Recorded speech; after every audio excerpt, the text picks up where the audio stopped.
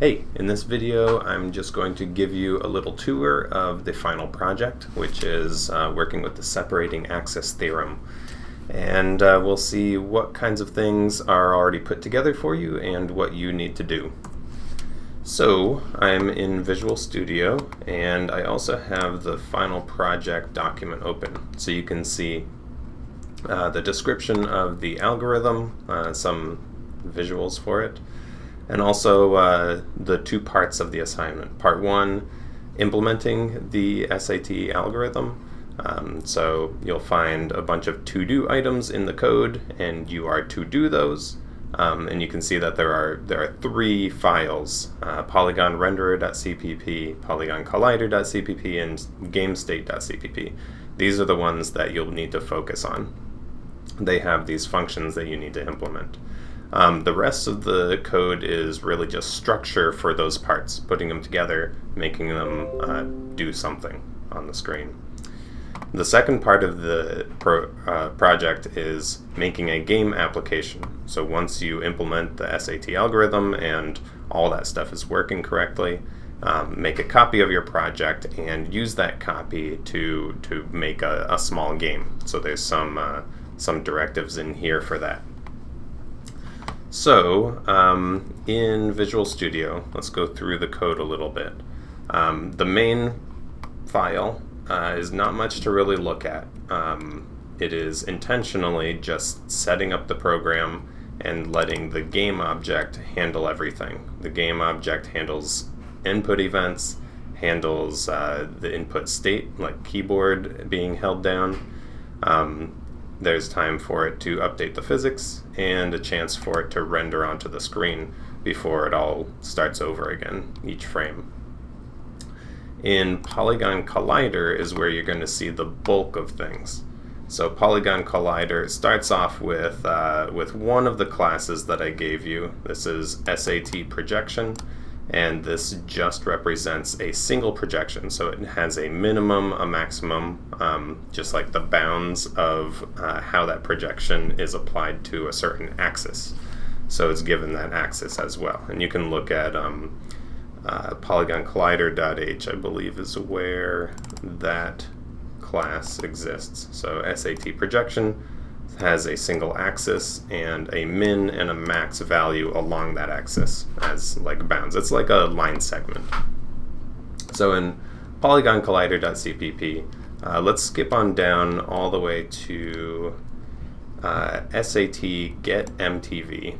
So this is separating axis theorem get the minimum translation vector. This is the function that does really the algorithm itself. It puts all of the pieces together to make it work. So there's an explanation of the separating axis theorem algorithm here. And what this function needs to do is calculate normals for both shapes. So we have a Polygon Collider A that has polygon shape, has vertices, Polygon Collider B, and we have the out MTV, and that's going to be the result that we're putting out. A result for the minimum translation vector, and a Boolean to say whether or not they're actually overlapping, these two shapes. So I'll calculate all the normals for both of those shapes, project all vertices to that normal, so each vertex of both colliders, of both polygons, and we'll get minimum and maximum bounds for those. So we'll use the dot product. You'll see that happen. This is where we're using those projections. Check for overlap, so see if any of those projections actually overlap with each other, and then calculate the minimum translation vector for the smallest overlap out of all of the overlaps between those two shapes along every axis.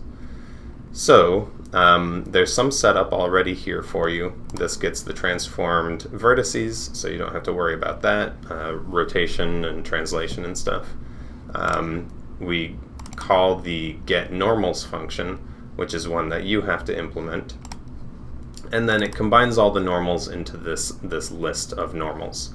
So you'll use that list of normals, do a loop, and get the projection of each polygon onto that normal axis. So that's what get projection is used for, one of those other functions you'll be doing. You'll use the get overlap function to check to see if there is an overlap between those two projections, and it will tell you true or false if there's a projection, but you'll also get the amount of overlap, or if there's an overlap, and you'll also get the overlap. Keep track of the smallest overlap. If there's no overlap at all, like get overlap returns false, then you know that that is a separating axis, and that means it has failed that overlap test and they're not overlapping at all. You can just skip out of this function, or skip out of that comparison. Once all potential separating axes are checked, then we can calculate and store the minimum translation vector. So we take the smallest axis of overlap and multiply it by the amount of overlap to get a vector that points in the direction that will push object A out of overlap, the shortest distance. And then we return true from this function if that happens. So that's all of that. The functions that make up the parts of this are the rest of the stuff you need to do. So one of them, get overlap, takes two projections and tells us whether or not they actually overlap. And if they do, then it gives us the smaller of the two possible directions that it could go to get out of overlap. So a little description there. There's also, I added this, so you might not have it in yours, but these are different situations for when there is overlap. You can see, like, here is a line segment, let's just pretend, and it's along whatever axis you're dealing with. There's a minimum value and a maximum value, and this B is also along the same axis. These projections are always going to be on the same axis.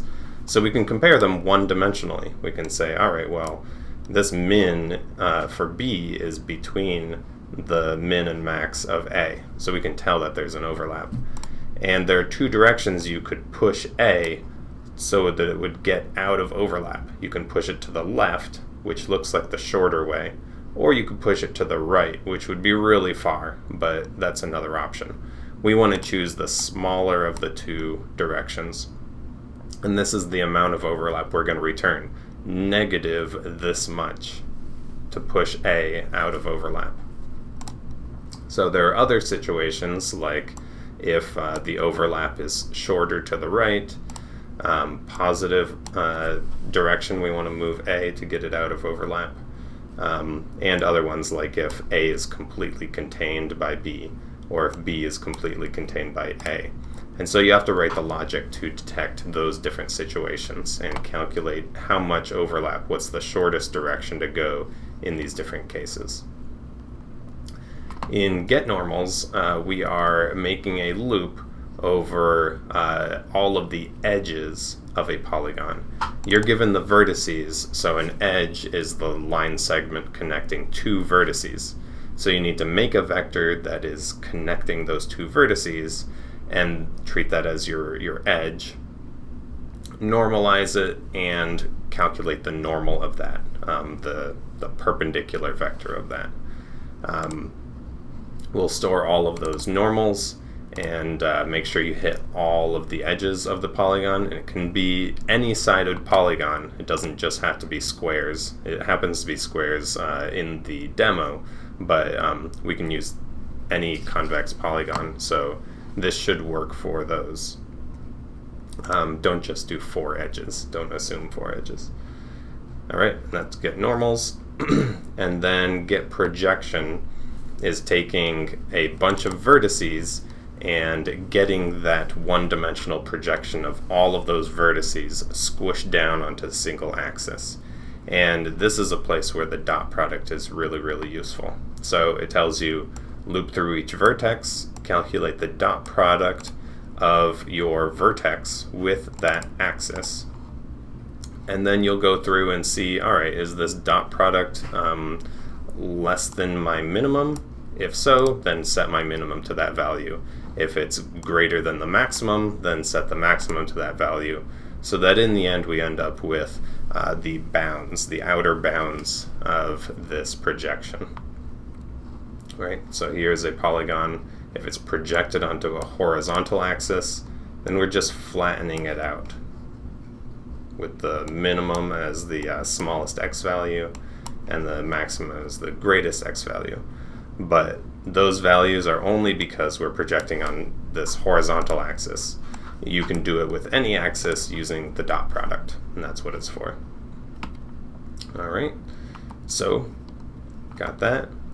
Polygon render, technically there's something in here you should do.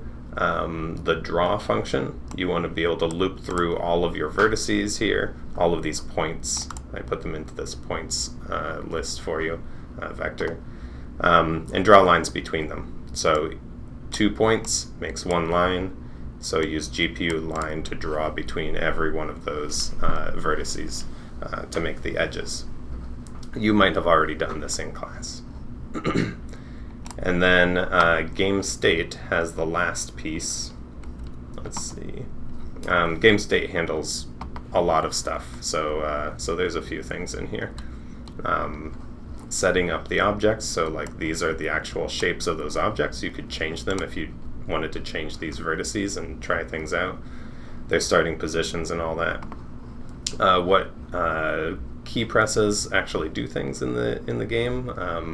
This could do more than key presses. It could do mouse events as well, but uses the space key to toggle between different modes and the escape key to quit.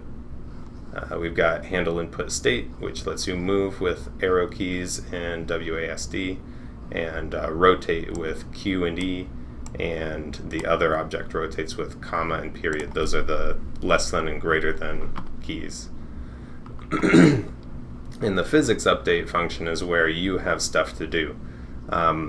This function calls SAT get MTV on both of the colliders to see if they're actually overlapping and if you should do something about that.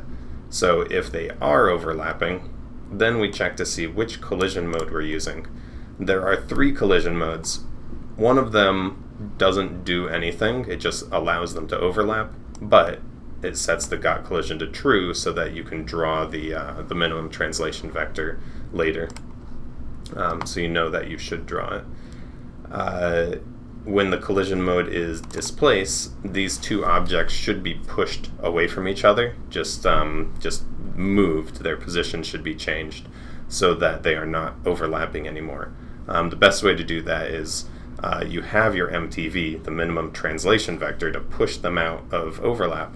So push them each by half of that vector, and they'll get out of overlap. When the collision mode is displace and velocity, I want you to do something a little more physical. Push them out of overlap, that's the displace part of it, but then also give their rigid body component a kind of velocity that points away from that collision. You can use the MTV that way too. There are smarter ways to do this. This is not true rigid body dynamics. You would want to look at like conservation of momentum and conservation of energy in elastic collisions.